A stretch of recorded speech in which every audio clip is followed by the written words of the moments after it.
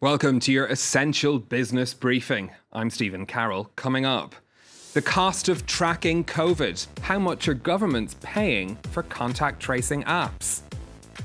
What has the coronavirus pandemic meant for privacy and the protection of personal data? Plus, France's beleaguered tourist industry sees some hope for 2020 with a jump in business from domestic tourists. First up, mobile apps that help to track cases of coronavirus have been called an essential tool in the fight against the outbreak. They use a phone's Bluetooth connection to identify who people have spent time with, so if one person is diagnosed with Covid-19, their contacts can be notified.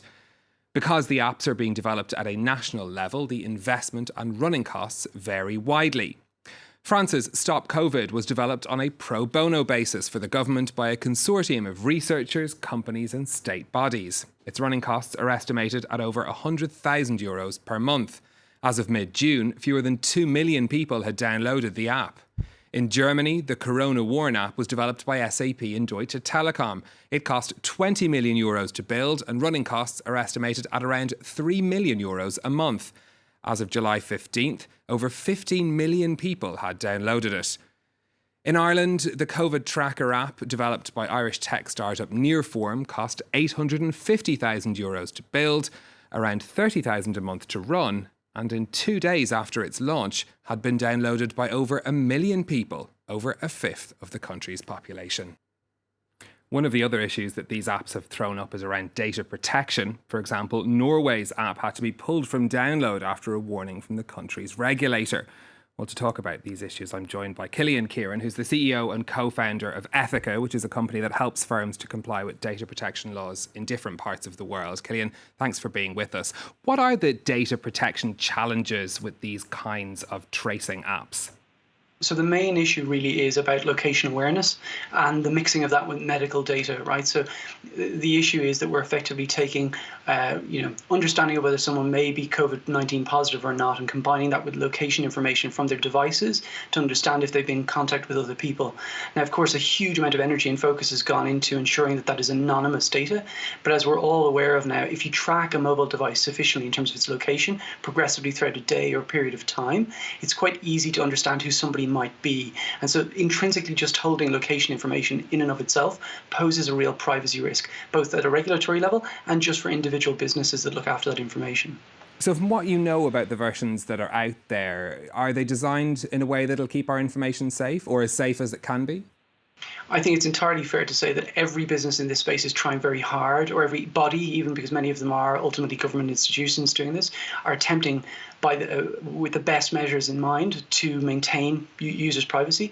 But ultimately, the challenge is that even when you use a location-aware device and hold that information anonymously, theoretically, given enough data, you can start to make assumptions about who somebody might be. Certainly, that isn't to say those technologies or devices are being used for that at this time, but there is a risk of this. And the goal of applications that play in this space, like, for example, the PACT program that's being developed by MIT, is intended to try and obfuscate as much as possible any of the risk related to personal identification.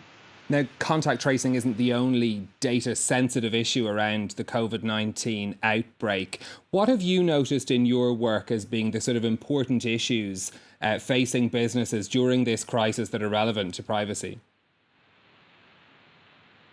Of course, well, you sort of have the confluence of two events, right? One is, for example, with a very US-centric lens, the first major US data privacy regulation, the California Consumer Privacy Act, or CCPA, has just come into enforcement on July 1st. It's right at a time when, small to medium-sized businesses, often in the sort of hospitality or retail sectors, are really struggling to get back online. And therefore, they're doing two things. One is they're trying to comply with these regulations, and the other is they're just trying to get back to business. And as you're aware, in many cases, a lot of businesses are going through sort of very rapid digital transformation using things like contactless payments or order ahead systems from mobile devices. So this sudden digital transformation means businesses that previously were not accumulating a lot of personal information are suddenly taking on a much greater risk in order to get back to business. And this in and of itself creates risks of non-compliance for data privacy regulations. And how difficult is it for those companies, or how easy even is it for companies to get on top of those regulations and to make sure that they are doing everything that they're supposed to do? I think the reality for many, let's say, particularly mid-sized businesses, and this has often been the concern over privacy regulations for mid-sized businesses, these things are often difficult to do, either through a lack of legal knowledge or the external advice and expertise needed to do so, or the internal technical tools and capabilities to manage that data safely. They're often reliant on third parties or external advice, and that's at a time when often finances are tight for businesses trying to get back to work, right? So the reality is many of these companies are under-equipped to solve these issues and manage the risk ongoing. What has the move to working from home meant for data protection and privacy? A lot of us were working from home during the lockdown on our home computers, on our home networks. Are there risks there to data protection? Yeah, I think without citing any specific examples, we're aware that obviously Zoom had its own challenges, right? As there was sort of huge demand for the use of its technology, there was a realization that there were some real security and privacy risks with the technology, and they have worked very hard to resolve those as rapidly as possible. But we've had a huge transition, right? The majority of the workforce has moved to remote work, and some of that will persist after the lockdowns end in most markets. And we see that in the US. Increasingly, tech companies are looking at working as distributed businesses remotely. So they're implementing, team remote working tools, video conferencing technologies, often interactive tools for managing information dashboards together. And this accumulates personal information centrally in a way that businesses didn't have to before.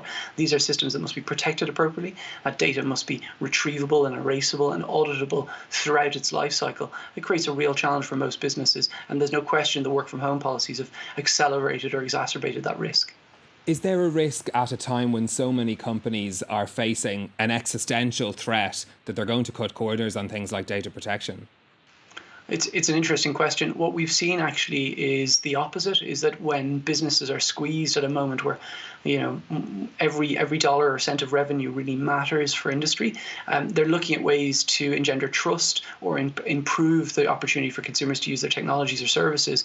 And so actually it really matters to address this issue now. Trust around data in particular has been discussed for the last 5 to 7 years deeply, right, by consumers who are increasingly concerned about how their data is used by both big and small businesses. And the reality now is that brand trust or brand loyalty matters more than ever, and therefore anything businesses can do to engender that and ensure that is vital. That, of course, contextualized against the real risk of a fine under these regulations means that businesses can't ignore this. And bear in mind that we're at, although the GDPR has been in place for 2 years, we really are still the tip of the iceberg. Most markets are just rolling out their regulations now, like California and Brazil shortly to come at the end of this year. So plenty more challenges ahead for companies that are looking to expand. They're going to have a lot more new sets of rules to contend with. Is there a need for more global cooperation on this front? Definitely. I think there are already challenges between markets on this front, right? Between sort of jurisdictions, if you will. Europe is very much seen as the leader in this space. The GDPR is sort of the benchmark of what data privacy regulations should look like. And of course, it is an imperfect thing. It's an interpretation and technology continues to evolve. But most countries and most regulatory bodies look to the GDPR as a standard bearer for what we're trying to achieve in the industry. And I think for most businesses, the best approach is to probably look to achieve GDPR type compliance, irrespective of the jurisdiction you work in, because you then know that you're sort of meeting the highest grade or standards applicable as it relates to data protection. Okay, Cillian Kieran from Ethyca, thank you very much for joining us on the programme. Now, here in France, the tourism industry is trying to pick up the pieces of what could be its worst season in decades. France was the #1 destination for foreign travellers last year, but with travel restrictions still in place, visitor numbers this year are way down. The French government has announced an €18 billion rescue package for the sector. While an increase in French tourists is making up for some of the losses, many businesses are suffering. Solange Moujar reports. A wine lover's paradise. The village of Saint-Émilion normally draws in 1 million tourists every year. But with the coronavirus pandemic, the crowds are sparser than usual. Even if some European visitors are now trickling in, this winery's usual clientele is from the US, Asia and Australia. Ce sont des clients parfaits pour nous et donc ils vont se faire plaisir, ils sont en vacances. Donc ça c'est compliqué forcément de perdre cette clientèle-là. Ah oui, c'est terrible. Ici on parle normalement tout le temps en anglais. The drastic drop in foreign visitors, namely American tourists, has pushed some tour operators to switch things up and to offer different kinds of activities this year. Ce sont des tours en vélo, ce sont des tours en autonomie, donc on n'a plus la partie transport en minibus. Les Américains, ils ont envie de se faire guider de A à Z. Là, les Français se promènent en voiture avec leur famille. Across France, the tourism industry has been hurting, with early estimates of losses coming in at around 45 billion euros for 2020.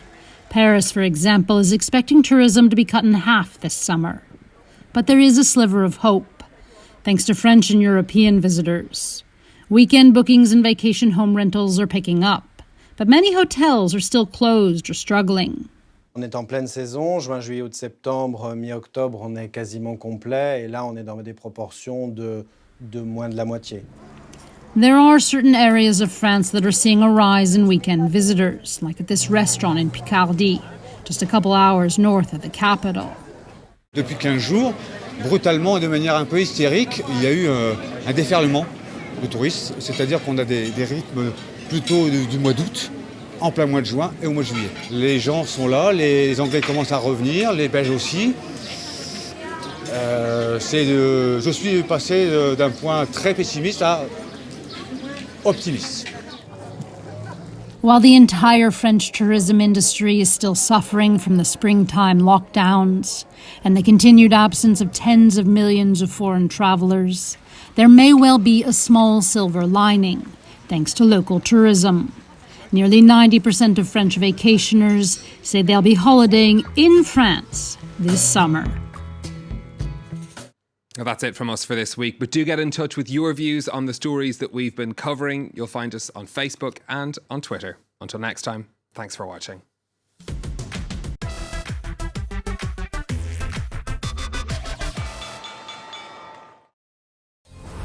À La Réunion, la plupart de nos plages ont été transformées en cimetières. 11 deaths in 10 years. Surfers, swimmers, all killed by one of man's few predators, the shark.